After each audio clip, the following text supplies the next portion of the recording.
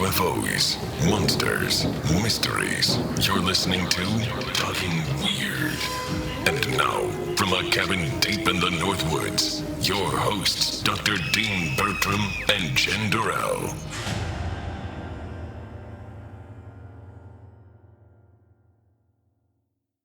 Hey, baby. Hey, baby. What a great interview we had this week. And he was such a great guest. I loved getting to chat with him about historical cryptid reports, from early Bigfoot type stories to sea creatures. Oh, I had a blast, and we only skimmed the surface of some of the historical reports in his captivating book, Monsters in Print, a collection of curious creatures known mostly from newspapers. And his website, the Pine Barrens Institute, is also loaded with historical cryptid reports, as well as tales from folklore, and a range of insightful articles. So I hope everybody listening will enjoy the show as much as we enjoyed recording it, with historical cryptid expert Adam Benedict.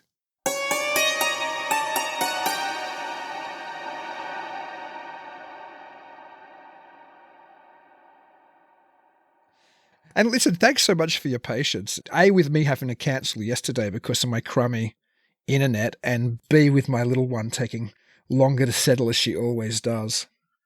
Oh, not an issue at all. I completely understand. Tell you a quick funny story.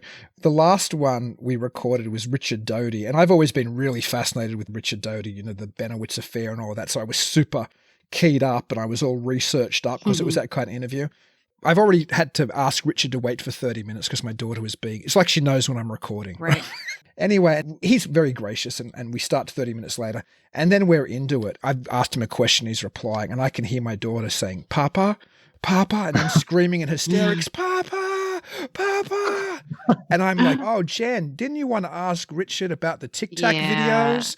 And then I went down and tried to settle her and thinking, okay, hopefully Richard will take like 20 minutes to answer this question and I'll come back. So it didn't happen. And then I come back and I put my headphones on and I hear Jen and Richard going, yeah, we have a granddaughter and she's hard to settle. And Jen's going, yeah, Dean's little one gives him trouble sometimes. I did not say that. Well, you know what I mean. Anyway, so... No, but he was really nice about it too, so that was good. He was super nice about it. I definitely... I owe a lot to Minecraft because that's what I put on upstairs. The kids are playing that, and it's like, I'm down here. just focus on Minecraft and stay out of the basement. That or Roblox. My kids are obsessed with Roblox. I've heard about it many times. I have no idea what they're talking about, but it's just kind of, you just smile and nod like, yeah, right? that sounds fun. It's a good babysitter. For sure. Yeah. Okay, well, I have a question. I was curious what sparked your interest in cryptids and folklore? One of the big things that did it was growing up watching episodes of In Search Of with Leonard Nimoy, reruns of, new and rerun episodes of Unsolved Mysteries. Yeah. Like the History Channel show History's Mysteries, which would touch on a lot of cryptids throughout history. A lot, like Loch Ness Monster, Ogopogo, stuff like that. But pretty much the late 80s, early 90s, early paranormal, supernatural themed television shows are what really kicked off the interest big time. And there, from that, it came checking out books in the library and just, watching classic movies like Legend of Boggy Creek. And it was media. Visual media for sure, which opened the door where everything else came flooding in afterwards. Have you had your own experience with cryptids or any unknown phenomena? I have. the major one, and I laugh about it, but I take it pretty seriously, but I laugh about it because I found myself in a situation where I don't know how to describe it other than a cryptid because I haven't figured out what it is yet. But in 2014, we took a family vacation. I met up with my parents, my brother, sister, all that. We all got together and took a vacation down to Florida to visit some relatives. And the end of the vacation, we went to the beach, the same beach that we've been going to for, like 30 years, stayed at the same hotel, same stretch of sand. One day we were, I want to say it was maybe the second or actually last day we were there at the beach, we went out into the ocean, me, my brother, sister-in-law. We were walking out to a sandbar where prior to getting there, the water dips down pretty good. And, it comes up a little bit to chest level, and I'm 6'2". So, when it starts getting up to your chest, kind of shoulders, you're like, okay, this is a little unnerving because the bottom is starting to get out of range a little bit. And we were kind of hanging out, throwing a ball back and forth, and kind of about 3 or 4 feet away to the left of me, we just all kind of noticed that the water it started churning like really quickly out of nowhere, but not like massively churning that if you didn't know what was going on, you wouldn't really notice it, but we just happened to catch it. And, we looked over there, and at this time, something appeared to snake out of the water, like a section of its back, very silently, very wide. I do the classic description of, it looked as big as a barrel, which it did. Wow. It was black in color, black and white in color, and it was like a speckled gradient in between, which flowed over it. There was no dorsal fins, no side fins, no tail, nothing seen. It splashed in no way, silently snaked up.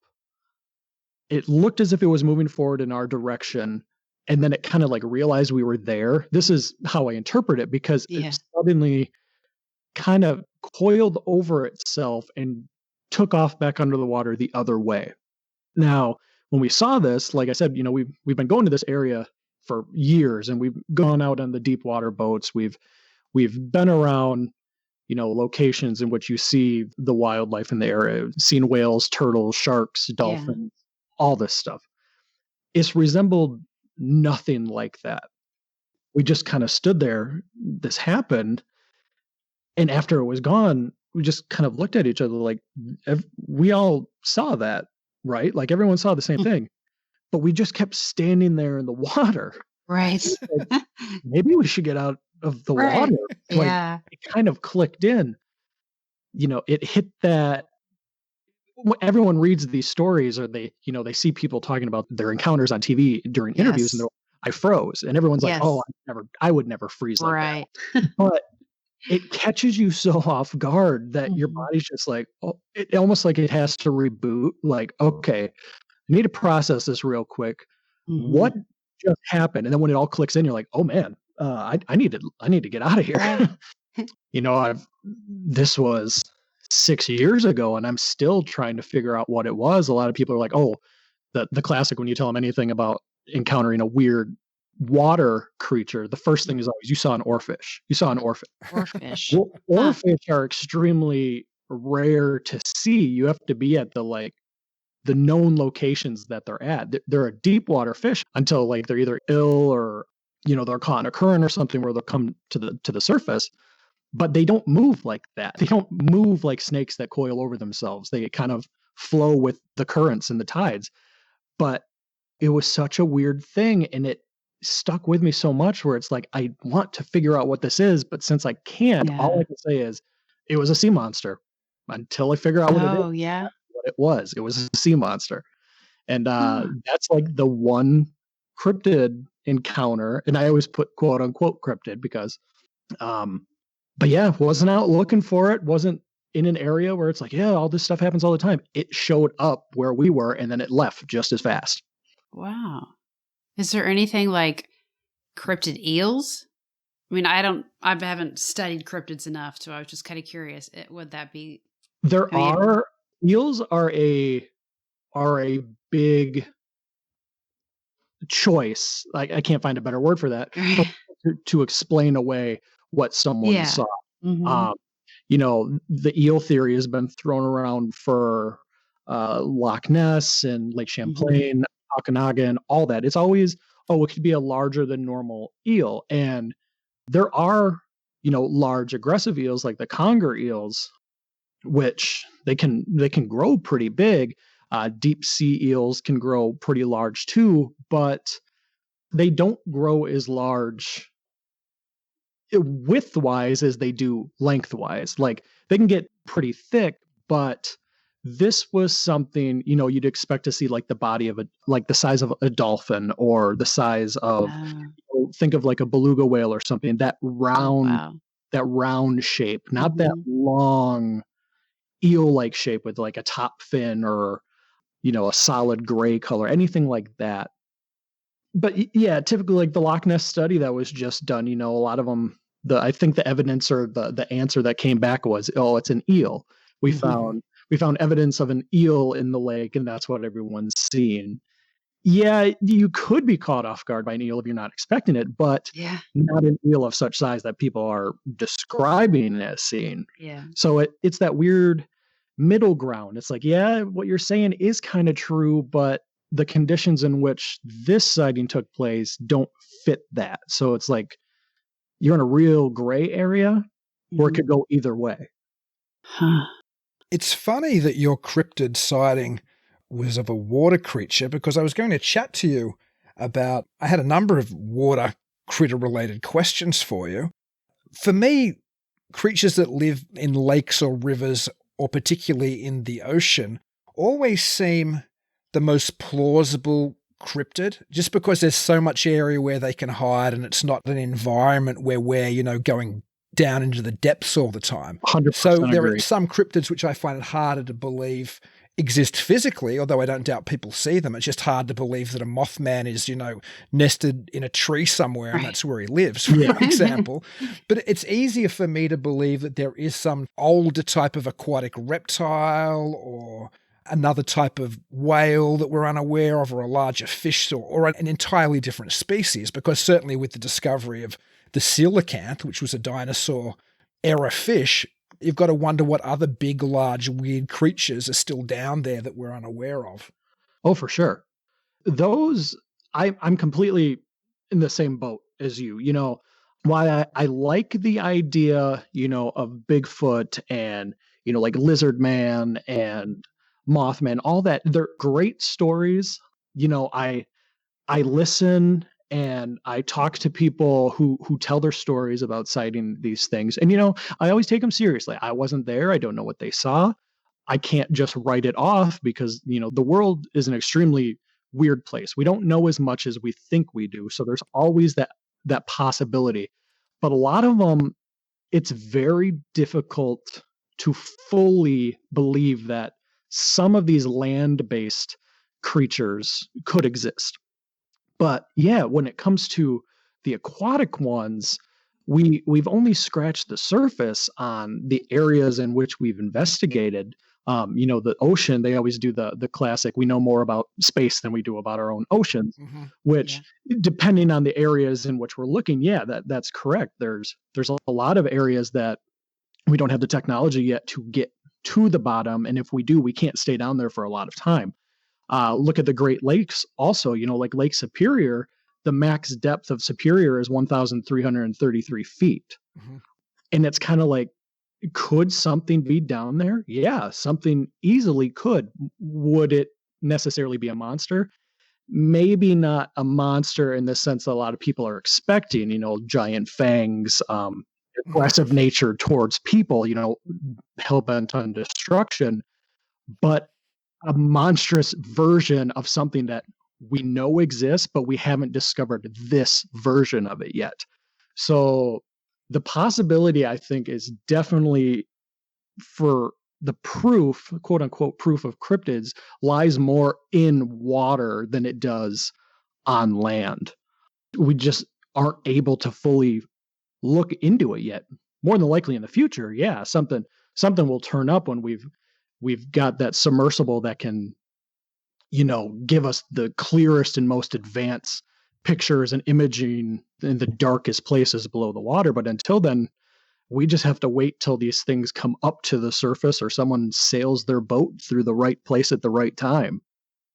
And that's something that really jumps out of the pages in Monsters in Print. Your book is loaded with this wonderful array of stories from newspapers of the 19th and 20th centuries. And there's critters from giant frogs to pterodactyls to fishmen to all kinds of other wonderful, weird beasties. But what the most dominant critter in there is either a sea serpent or a lake monster or a river creature. It seems that even then, the most often reported cryptid was something that was aquatic. Yes. When I first started writing it, pretty much for a while, it was mostly 90% aquatic creatures. And it became a real challenge to find accounts of creatures that were land-based that were plausible or that had more than 2 sentences talking about them.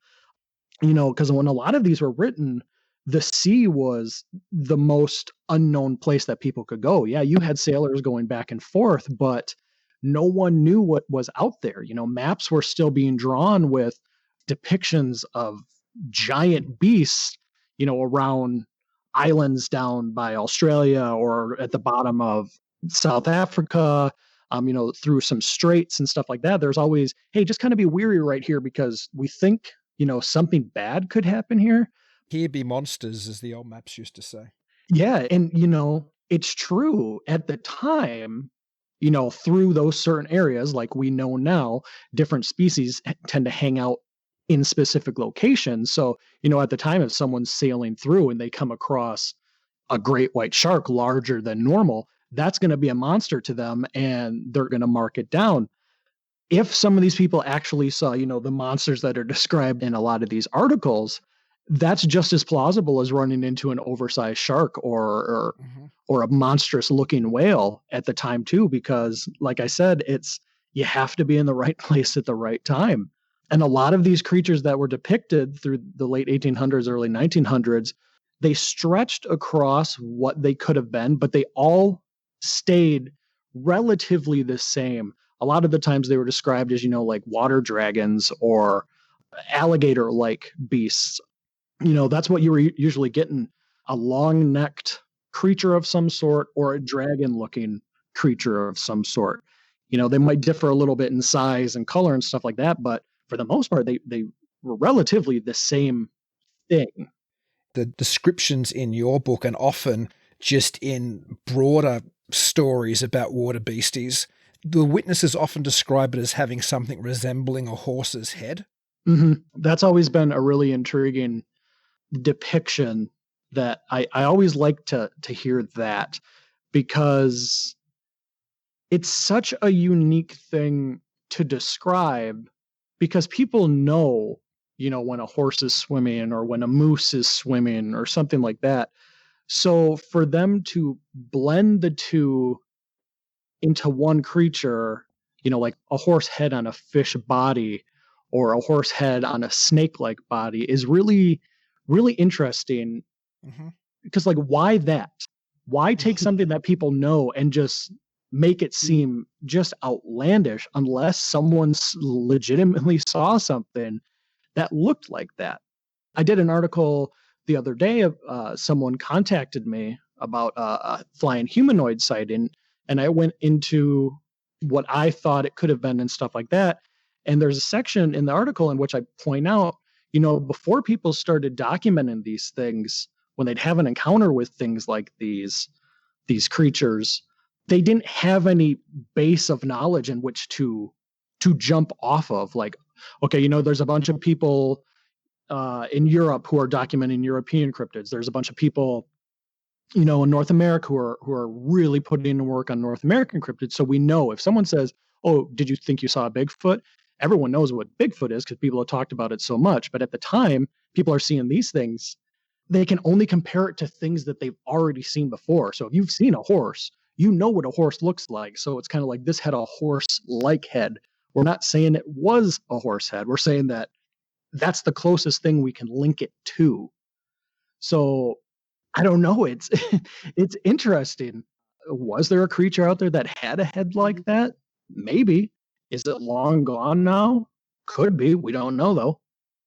And speaking of Bigfoot descriptions, that's probably the second most common cryptid-type creature in there. Not that the term Bigfoot is in vogue or has even been coined yet, but descriptions of wild man or gorillas, or you can really see those proto Bigfoot stories jumping off the pages in Monsters in Print as well. For sure. There's a lot of descriptions that are pretty much on par with the description that you come across in a book written this year, or described almost the exact same way as if you were to turn on a brand new reality show where they're talking about modern sightings. They're pretty much identical. The only thing that's not the same is the name for it. It was typically wild man or hairy man, or the large ape-like man, because like you said, Bigfoot wasn't coined yet. That wasn't until the late 50s, early 60s, I believe. And pretty much everything except the name has gone unchanged for years. There's a few descriptions, they're talking about what at first they call like the cow man, because the hair on its body looked like the thin, short hair of a cow. But you read it and it's like, it was a creature that resembled a man. It had large feet. It ran on two legs, broad chest, small head. And it's like, oh, that's a Bigfoot. They saw a Sasquatch. They saw, or what we believe would be, a creature of that type. Again, though, they just didn't know how to describe it. But yeah, when it comes to the creatures of that time, aquatic sea and lake monsters would more than likely be number one. The wild men would come second. And then everything else was kind of equal below that. I think there's some real nuggets in the book as well for modern day researchers. For example, where we're still on the wild man or the gorilla type sightings. In one story, Scared by a Big Gorilla, I'm looking at your book now, which is from the Daily Evening Bulletin in Kentucky in November 3, 1886, when this gorilla type creature is terrorizing the local villages. There's this curious just little sentence that really jumped out to me, which says, let me see where it is here. Here it is. Henry Sandford, a farmer, told a grocery crowd at Stony Brook the other night that the gorilla had stood in the middle of the road and refused to allow him to pass. The animal, he said, slapped its chest violently, producing a sound like a blow on a hollow log. And as soon as I read that, I thought of all the wood-knocking type stories we have today associated with Bigfoot or Sasquatch, and how some people have actually suggested that maybe it isn't the creature knocking on something, maybe it's some other sound that it makes internally. And just that hollow log little sentence there jumped out at me. Was that something you thought of as well when you collected that story? Yeah, when it comes to a lot of the Bigfoot stories in the book, it was interesting to see, because you're going through all these historical accounts and you're reading them and you're thinking, from today's standpoint, you're like, oh yeah, I've heard of this before. I've right. I've read about encounters. I've talked to people who've described this exact same thing. And then you have to put yourself in the mindset of someone who was coming across this back in the day, over 100 years ago, and they're probably thinking, that's the most outrageous thing I've ever heard. This has to be fake. But then it's like, as the years go by, it's like, okay, maybe this wasn't fake, because people are still describing the exact same thing. And yeah, it does get you thinking, because you hear about all this stuff, all these hunters and researchers who say, oh yeah, it's more than likely they're hitting trees or they're making this call with their mouth. But it's like, you don't think that could be different until you come across an old story like this, which completely changes your way of thinking. Like, oh, wait a minute. That would make sense if something has a large chest and it's powerful enough, just the beating on the chest could sound like a piece of wood knocking against another one. Okay, now let's apply that way of thinking to other reports. It's like, do they link up? Have we just, come across something that no one really put any thought into or really gave any credence to? It just helps open that door to, maybe we've been looking at it the wrong way, and maybe this could be that piece that truly unlocks something to solving these things if they do exist. There's an incredible atmosphere in the pages of the book as well. There's something about that period, from the 19th and the early 20th century, when tales of monsters, I don't know, they seem somehow more believable and certainly more immediate. I mean, sometimes you can obviously see that there's yellow journalism at play in there, or the writer of the newspaper's clearly having a nod and a wink with the audience, obviously doubting I guess, the veracity of the story. But you can kind of imagine being back there then when America was still primarily a rural country and the woods would have been filled with mystery, and the idea that there was a strange creature out there would have struck a far more ominous chord than it does today. And there's that physical immediacy of townsfolk or farm workers making sure they're armed out of fear of some beastie out there in the woods, and hunting parties with torches and pitchforks and shotguns going to try to hunt these monsters down. So it's interesting how it's looked at then very differently to the type of hypothetical theorizing of much of, I guess, for lack of a better term, the Fortean world does today. These stories are like, rural America, we got to catch this beastie, or, it's killing our cattle. I mean, there's something so intriguing and interesting about that. Yeah, it really captures that time period, and just it puts you into what was the priority for, the people who would read these stories. Today, you open a newspaper and, it's usually a tongue-in-cheek article about local Bigfoot hunter claims to have found body in woods, or, Loch Ness monster discovered on sonar, college going out to look for it. It's always written with a tongue-in-cheek, playful vibe. Yeah, there might be some fact to it, but we're just having a good time with it. Back then, it's like, if someone reported this thing came out of my cornfield and it had attacked my livestock and I shot at it and ran away, they're going to write it as, hey, everyone who has farms in this area, just kind of be on guard because your livelihood may be, in jeopardy if this thing also gets on your farm, if it gets into your barn. This is going to ruin your cash income. It's going to have a very negative effect on your life. And like you said, the people would take this sometimes, and it's like, hey, maybe we should form a posse that goes on patrol around the area and just make sure this creature doesn't come anywhere near us. While a lot of them were written, in the same style as today, fun, tongue-in-cheek page fillers, we had to have a story of that time. We're going to run one of these. A lot of them were written as just very matter of fact. Hey, just a warning. There might be something out there. This is what the guy described. Just kind of be on guard.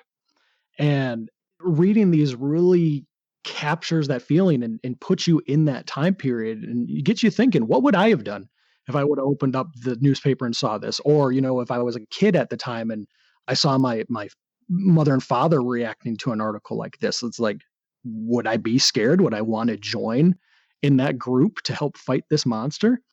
It's just interesting. People don't think of that anymore today when they come across stories like this. I love that atmosphere. And I love, too, the fact that you didn't sanitize it. I think you mentioned in the introduction that you didn't strip out any of the language or, worry about any political correctness in it. I think it would have ruined the book if you did. Another thing, though, which when I was reading it, I thought, if I was somebody who was a cryptid researcher, and I'm not, I'm interested in belief and I'm interested in hearing stories from people, but if I was an actual cryptid researcher, so many of these would be jumping off points for an investigation. Like, there's so many stories about a physical artifact or a body being recovered or something being, shot and, the skin was on show or somebody displayed the creature. You've got to wonder if you could follow those leads and find any of the actual evidence actually talked about in these reports. Oh, for sure. There's a lot of them that end with, local museum came and picked up the specimen, or pharmacy on Fifth Avenue will display the carcass in the front window for 1 week. They're ending it with telling you where you can go and see it. Looking at it, just reading it, it's like, oh yeah, we easily could have had someone who took a picture of that or left a trail in which we could rediscover it now. But the issue is with that is a good majority of these stories, I want to say at least 95% of the stories in the book, were just one-off stories. Like, they were only talked about that one time and never again. So if any evidence did exist in this, it was not followed up with at all. It was thrown out there for one day until the next issue came out. People forgot about it just as fast because, they had pretty labor-intensive jobs to do, so they couldn't spend their time thinking about, oh, someone should probably, take photos of that body or try and get a piece of the skin for DNA analysis in the future. It was just kind of, oh, maybe if we're free tomorrow when we're done with all the chores, we'll head down to the pharmacy and we'll take a look at that thing. It's like it was just a normal day, but with a weird occurrence that only lasted for a few hours and then it was gone. So it's like, if any evidence did exist, or these businesses did have these skeletons or skins or skulls, it's like people didn't really think to preserve it or really do anything after its 15 minutes of fame was done. They got their money, people stopped caring about it, so they got rid of it. And it's sad because hearing about it, it's like that could have been the thing that put all of this doubt to rest. That could be the one thing that we need to prove that any of this is real. And, they needed to make space in the front window for, a new medicine that came out or a new tonic water that came out. Right. It's frustrating, but it's also, it helps keep that mystery to the whole thing, which makes it fun. Oh, I love that mystery. And it's funny. That's something else I was very conscious of reading this book, which I don't think I'd ever even thought about before. And it's that it reminded me in many ways, the stories of the various monsters and cryptids in the book, of fairy faith. There's always this idea in fairy lore or fairy faith that it's the previous generation that got to experience the fairies. And they still pop up occasionally and people still see them, but it's somehow something of the past. Now, when we talk about the Loch Ness Monster, or when we talk about Bigfoot, or when we talk about any cryptid-type creatures, while clearly there is that historical throwback to the 19th century, I don't think that people today are conscious of those historical roots. But just talking now about how maybe there were bodies or maybe there was some kind of proof back then brings the point home I wanted to make talking to you even more, that somehow a lot of our modern-day cryptid or monster beliefs is rooted in the past, just like fairy lore, and that's where the evidence was, or that's where the people really saw the creatures more, even though somehow fairies still pop up today. It's somehow something of the past, and I don't think people have really thought about cryptid belief like that.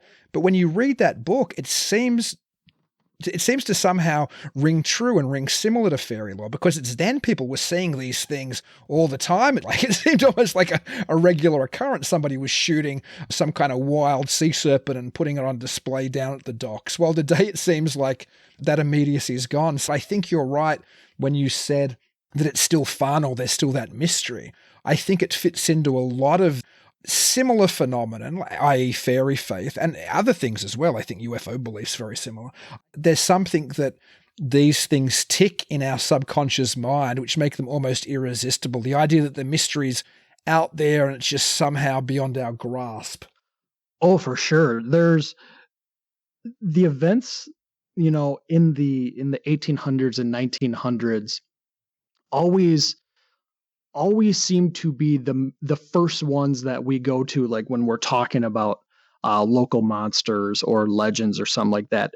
That's what helps us ground it. Like, hey, this thing I'm about to tell you, it's real because there's a story from it from the 1830s. If you tell someone like, hey, the guys down the street, they said they saw a monster the other day, and they're like, okay, well, where'd it come from? Oh, they said that it just like walked up in the road. We don't know why it's here. People are just going to like write it off like, okay, yeah, whatever. They were probably drunk, or someone was playing a trick on them, or someone was trying to make a YouTube video, whatever. So being able to link stuff back or say that, oh yeah, legend says that in the 1800s, people were seeing this, it takes away that doubt. It helps people kind of pay attention more to it. Just like, yeah, when you're talking about fairy legends and stuff, you have the it's never anything like modern. It's always in the past, just out of reach, where people, they want to doubt it, but it's just far enough gone where it's difficult to doubt it. So it's always going to be around. We can't get rid of it.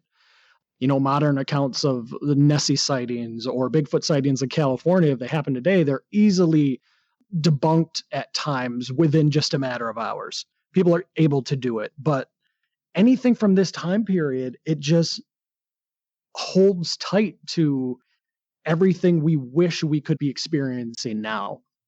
One event like that I feel strongly about. Me personally, I wish that I could have seen it. I'm envious of reading accounts of it because it was so close, yet just a little bit out of range. Was the stories of the Minnesota Iceman. It's like to have been able to see that, and I've talked to people who did see that when they were kids, and it's just like it was right there, and I hold it at such a high regard because it's like we do have the evidence, but we don't have enough. All we can do is go off people's word. And these articles are, people's word. It's like it's hard to doubt, and you want to believe that it was real. It's like they took the time to write about it. Please be real.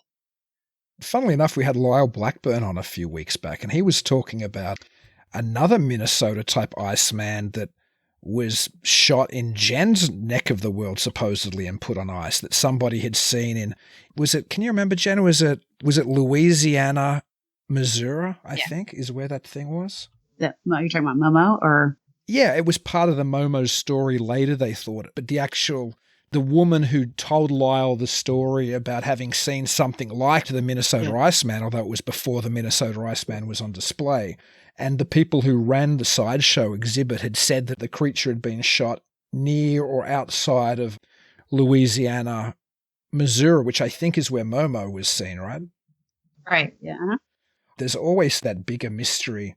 Just yesterday, and I think that's the same, though, in every generation. Like when you do read back to fairy faith, when you read fairy stories from even the 19th century, they refer to it as something somehow older, but, somebody still saw one.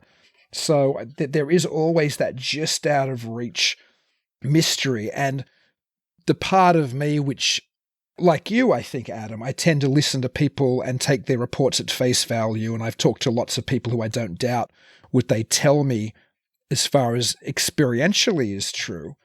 But so much of what's seen seems less and less likely to be physically real today than it might have been 100 years ago. For example, there's a story in one of Linda Godfrey's books, Weird Wisconsin, about a Bigfoot seen just up the road from where I am. Now, I live in a rural area, sure, but I'm not in the middle of some state forest with thousands of miles of wilderness or something. I mean, there's dairy farms and there's woods, and there's nowhere where I think a population of Sasquatches could be hiding. Mind you, if I'd lived in the area I live in 100 years ago, I'm sure the density of the woods would have potentially have been somewhere that something like a wild man or a gorilla or whatever they might have called it back then, you could have conceived of it hiding and existing for an extended period of time. But today it just seems implausible to me that those kind of locations could actually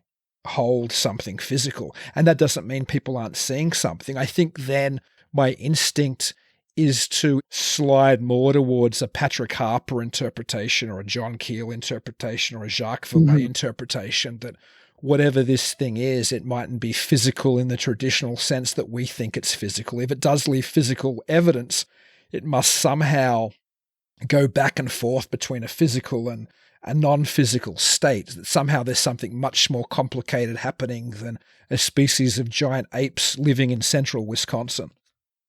Right. And when you were just saying that, it brought up a memory of mine from a few years ago. I live in Janesville, Wisconsin, which is, it's a city with a population of like 70,000 people. It's constantly expanding. And a few years ago, there was a report that someone said they had a late night encounter with a Bigfoot that ran out across the road and through a golf course on the north side of town. And, people heard about it and they're like, oh, that's amazing. It's like, what do you think it was? And it's kind of like, no, the story was fun, but you have to look at the area in which they said that this happened. It's surrounded by houses. There's a river on one side. There's nowhere for it to go. Why was it there? It's kind of like, it can't exist here. I respect what you're saying. And like I tell everyone that I talk to, I wasn't there. I don't know what you saw, but You have to look at the evidence that we have now to help figure out what you saw. And by the evidence all around us, what you more than likely saw was not a Bigfoot. What it was, I don't know. But we're not in an area that could hide a creature such as that. There are a lot of instances where I really have to take off the hat that I put on sometimes, where it's like, I don't want to go hardcore skeptic, but I don't want to sound, I guess, snobby about what I'm saying. Cause it's kind of, I'm a flesh and blood cryptid believer. In my mind, if these creatures exist, they have to be flesh and blood. They have to have an environment around them that would support their existence. They would have to have a food supply. They would have to be in some way related or a subspecies of a known animal. Things like that. That's what I need them to be. That's my personal way of thinking. So when I start hearing reports of people like, I encountered something strange in the forest, it was large, it's like, okay, what could it be? And then, someone throws in, and then it disappeared in front of me. Then it's kind of like, ugh, okay. Now it's like, how can I explain that what you might have seen isn't what you think you saw? Things get very tricky. And like you said, you have to put on the John Keel hat or, start looking at it differently. It's just modern sightings and modern encounters have become so difficult and hard to classify that, going back to the book, reading encounters and stories like this just brings it back to a simpler time where these things existed. They were as real as, like the family dog or the bear that walked around outside in the woods around your house. It was just simpler. It was easier. It was a time that that's why you could believe it. It's like, oh yeah, there's going to be something out there. Now it's very difficult. It's very challenging. You got to think a lot of different ways to not only help people, but also not make them mad or offend them in any way. Things have gotten very challenging as the years go by with monsters. Oh, I bet. My background's an academic one in the history of UFO belief, but my personal positions are probably much closer to a Patrick Harper or a John Keel or Jacques Vallée position. But it's funny. I think because my internet was down here in my cabin in the woods for a couple of days, so we had to bump this interview. But last night this goes to show how the primal fear still hits even people today.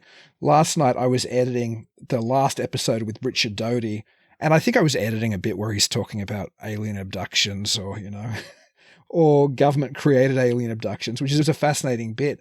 And all of a sudden, now I live in a log cabin, so it does creak when weather changes, but there was this bang on my roof. Like it sounded like something landed on my roof, and it was this continuing noise. And the closest neighbor to me has a lot of dogs, like a crazy amount of dogs. They come in and kill my chickens sometimes, but that's a whole nother story.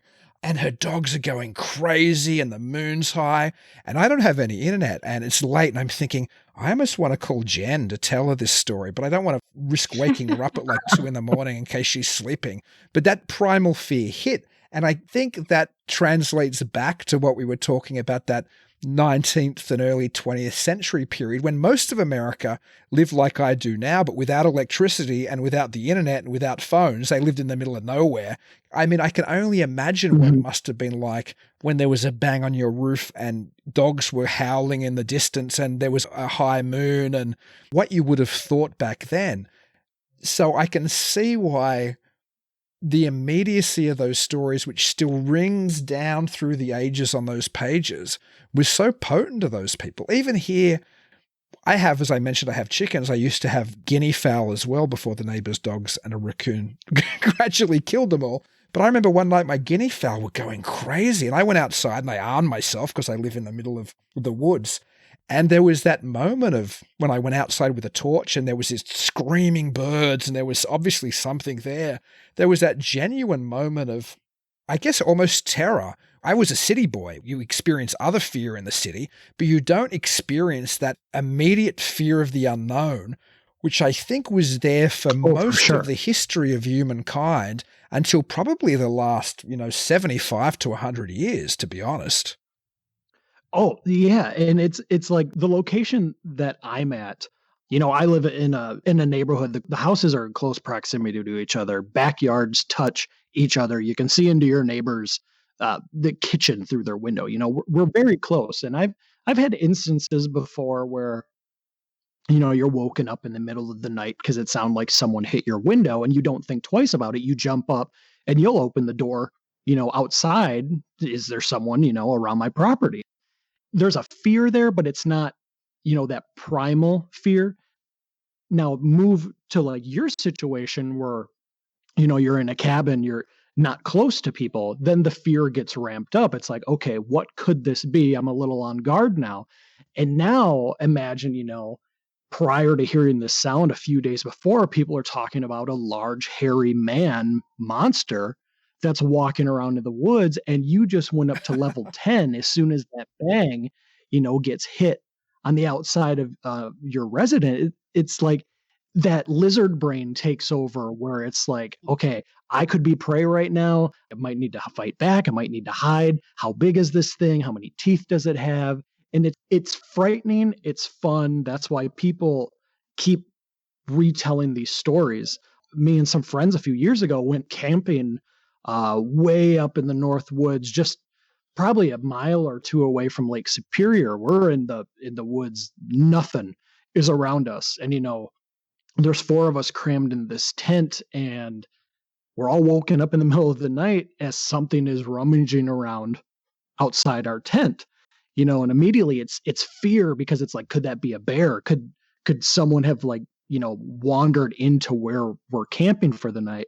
But then it's like, you start thinking, what if it's a Bigfoot? What if it is something that no one has known about? What if this is going to be the first definitive interaction between, cryptid and man? It's like you hope that it is, but then you also hope, please don't let that be what it could be.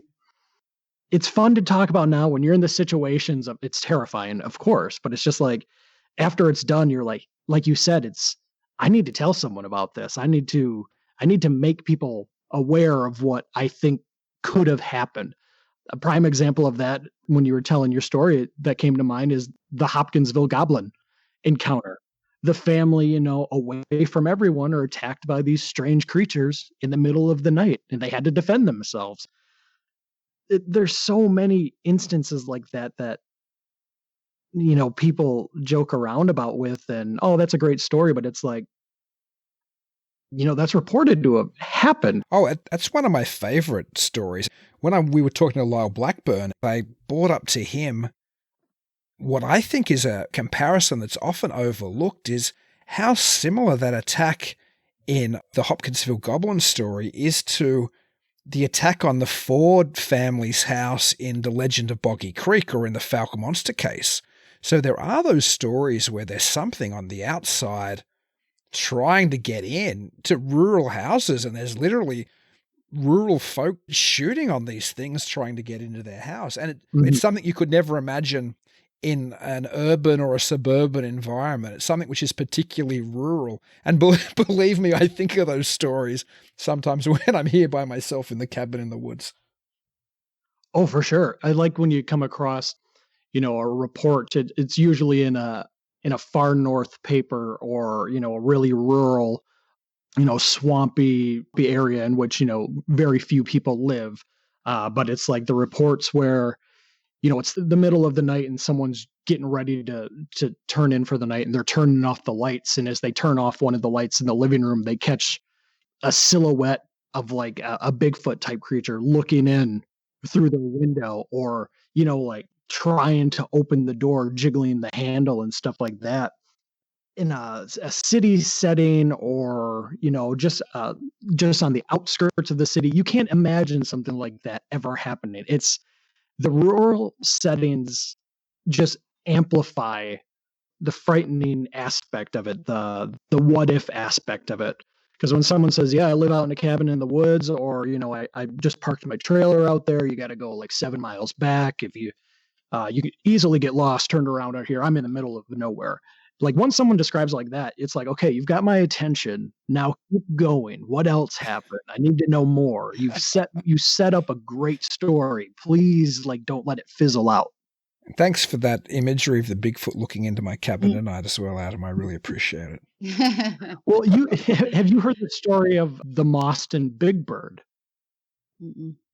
Linda Godfrey wrote about it in, I believe, Weird Wisconsin, but it was supposedly, I want to say, like a 6 foot, 7 foot tall bird that a woman was, that was the setting. I want to say it was like a trailer or it was a cabin or something, but she was in her home and she happened to look outside the window and there was this like giant bird creature just staring in her window. And when she saw it and it saw her and she freaked out, the thing like took off, and it was described as like a man bird. And it's just like that image where you feel safe in your own home. And it's like, this is my sanctuary. Nothing can harm me here. I am the king of this castle. And then you happen to turn and you look out a window and there's something that just completely throws that out the door. It's just like, hey, just so you know that you might be king in there, but I'm king out here. And just, like, let's respect each other's boundaries. It's just, it's fun. I love it. You've been so great to chat to, Adam, but I know that Jen wanted to ask you about the Pine Barrens Institute before I steal any more of your time. I was just curious how you got to start it. I mean, like, what prompted you to start your website? Before I answer that, let me just, apologize sometimes, because I'll start on a subject and then I'll just go and rant. And then it's like halfway through, I forget where I'm going. And I'm just like, I hope what I answered with is the question that was originally asked. So I just want to throw that out. No, you're fantastic. I've loved chatting to you. We could turn this into a 3-hour show. Maybe we have to have you back on again so we can. I would love that.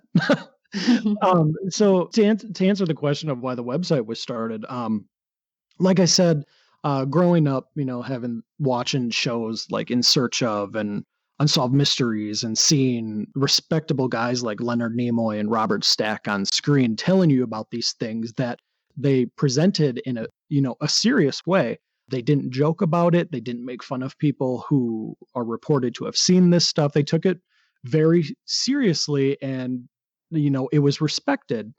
And seeing that at such a impressionable time in my life, it really like dug in there as something I wanted to keep pursuing. So when I started looking into various books and purchasing books from like book fairs and stuff, I remember when the Scholastic Book Fair would come around, and like I'd ask my mom, it's like, can I have like $5 please? And then like walking through you'd catch that one rack all the way in the back that has the books that the teachers don't want you to buy, but it's like they have to be there because they're part of the lot. And and those were the ones with like Bigfoot on the cover, or the Loch Ness Monster, or UFOs. And those were the ones I'd always flock to. And I still have a few of them now, like 30 years later. And I dig them out every once in a while and just read them because it brings me back to that time. But when I started getting all these books and I'd find these stories, just these amazing stories, like the Robert Osman encounter where he was, kidnapped by Bigfoot up in Canada, or the Hopkinsville Goblin encounter, sightings of Nessie, all that, I'd read these things and I was like, this is amazing. I need to know more. And then I'd get another book and it would just be the same story. So then I'd get another book and, it would be the same story, but told in a different way. Yeah. And I noticed that was a big thing. And it was extremely frustrating because I wanted to know more, but I could not find anything.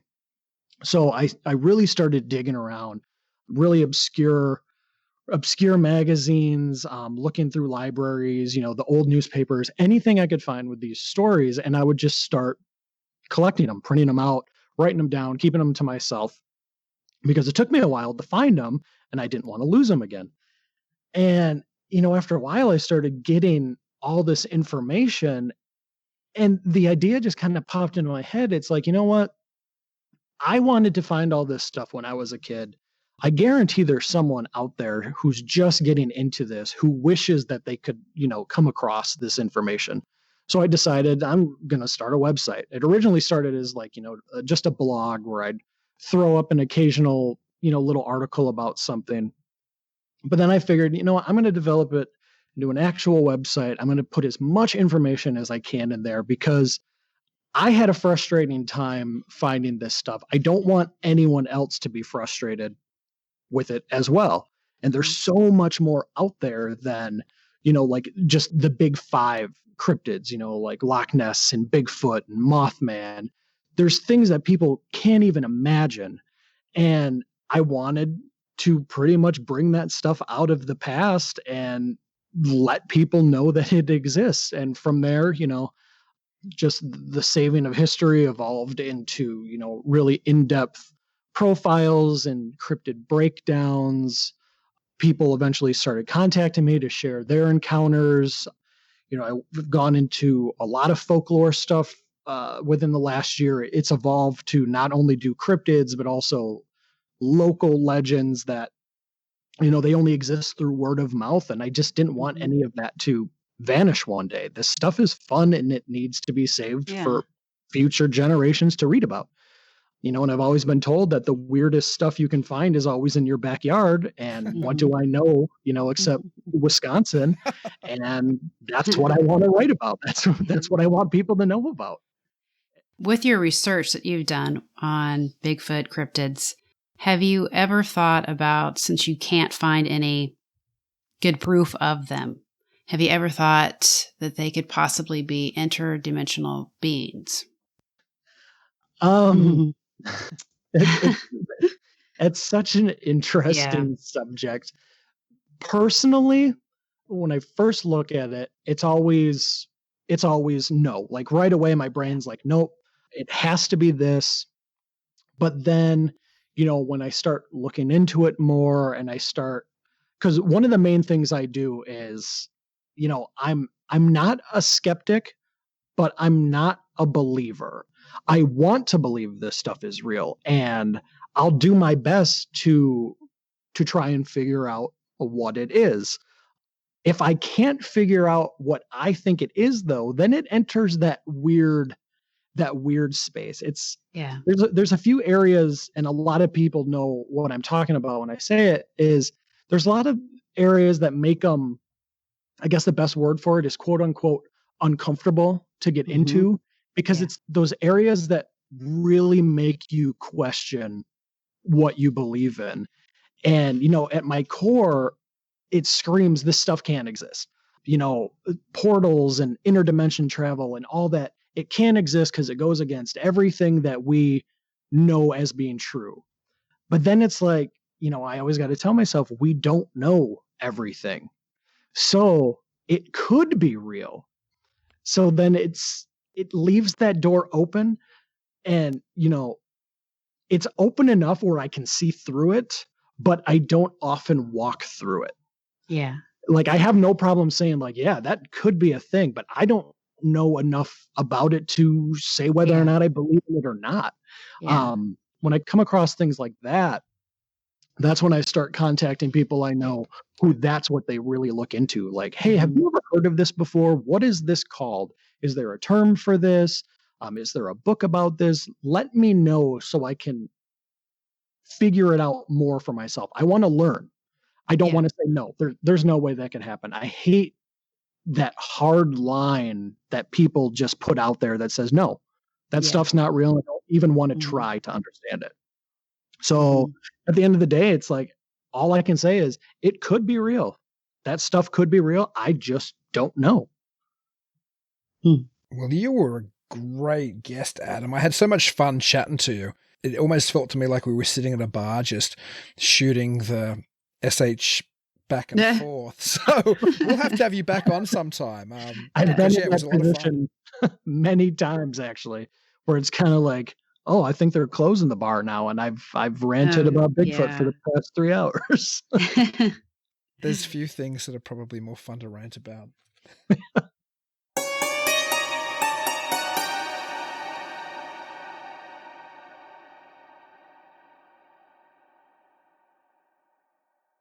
It was fun chatting with Adam Benedict tonight. I enjoyed listening to his collection of cryptid stories and his own personal experiences. Adam also has a fantastic website that documents strange stories of the unknown along with articles, recordings that are factual and mesmerizing. To check out his website, you can go to pinebarrensinstitute.com. Also, at his website, you will find the link to purchase Adam's incredible book, Monsters in Print, a collection of curious creatures known mostly from newspapers. The book is also available directly at Amazon.com. The Pine Barrens Institute can be found on Twitter at PBI_crypto and on Facebook and Instagram at Pine Barrens Institute. Of course, you can always find us at TalkingWeird.com. And if you haven't already, please like the show on Facebook and Instagram at Talking Weird Podcast. Make sure you never miss an episode by subscribing to Talking Weird. We're available on most podcast platforms and YouTube. And if you enjoyed the show, please leave us a review. Dean and I would really appreciate it. Next week, we'll be welcoming the legendary Jay Katz and Miss Steph, curators of Sydney, Australia's iconic Mumisen archives, experts on all things weird and offbeat, and the co-host of Australia's hottest new podcast, Naked World. So get ready to hit new levels of strangeness as Talking Weird goes deep down under. Until then, stay safe and keep it weird.